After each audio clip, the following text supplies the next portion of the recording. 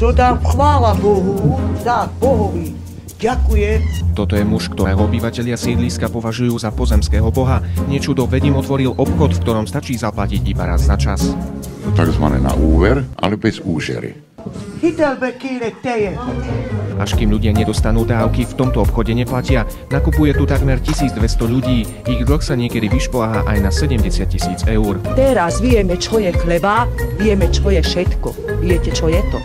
Jeme plnené papriky, jeme a plnené kapustu. Obyvatelia sú majiteľovi za obchod vďační. Kráľ všetkých Rómov na svete ich otvoril, aby odbúral úžeru a chudobu. Pán Boh ho doniesol tu. Žijeme tak ako králi. No. V tomto obchode sa veru personál poriadne narobí. Tovar musia doplňať aj 4-krát denne.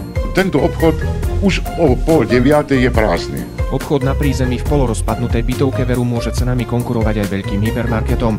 Jan Farkáš si to môže dovoliť, peňazí má dosť. O tom svedčí aj kúpa tejto limuzíny. Za 5,5 milióna korún ju kúpil iba pre toto. Aby som nejakých ľudí naštval.